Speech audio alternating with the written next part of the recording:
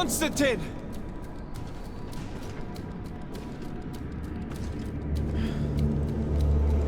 Restrain him!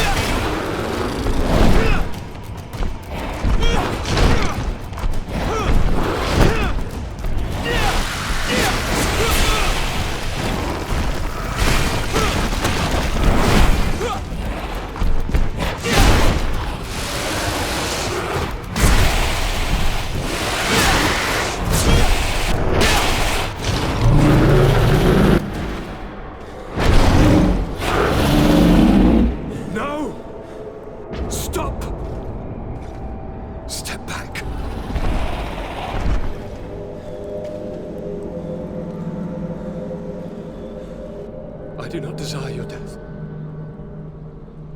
I'm sorry. Why? Why have you done this? But for you. For us. So that we may live free at last. This makes no sense. Constantine, it's madness. You don't understand because you're still attached to the old world. This old, dying world which, to survive, has betrayed, used, and manipulated us and would not have hesitated to kill us. Perhaps, but I've seen death, cousin. And I understood the vanity of it all. My father's ruses just so he could earn more power. The political bowing and scraping to preserve corrupted nations. I have been offered unrivaled power, allowing me to get rid of this. To send the old world back to its inevitable death and to build something new here. Something unique. And this new world is my gift to you.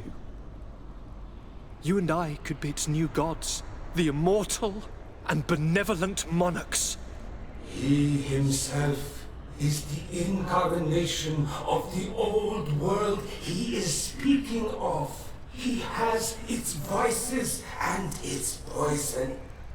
For his own immortality, he's prepared to destroy everything around him, to break millennia of cycles. I implore you, flesh of my land, think of all the lives that will come to an end to feed his pride. Don't listen to this old god. He's like all the others, after all, clinging to life. All you have to do is to bind yourself here, with me. And we will be gods together, forever.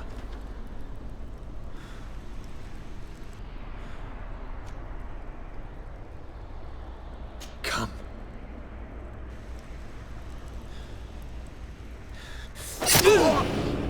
Oh, what a shame.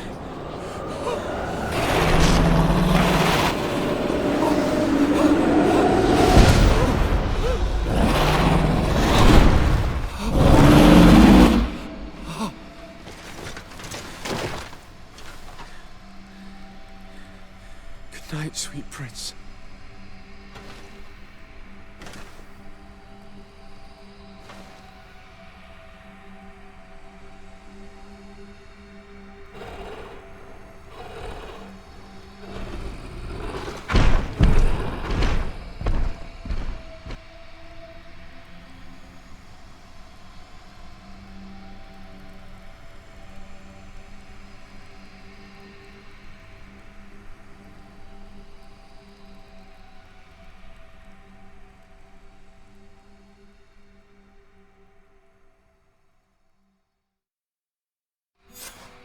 After the fall of Constantine, my young student managed to establish stronger links between the old nations and the natives.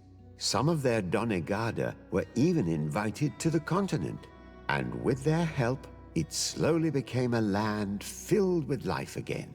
And for the first time in a long while, the number of cases of the Malichor is decreasing. Those who bravely fought at Dorhad Gennadu were celebrated everywhere. After all, if it weren't for this unlikely alliance, the island would have fallen into Constantine's greedy hands. Siora obtained the title of Marl of the Red Spears alongside her twin.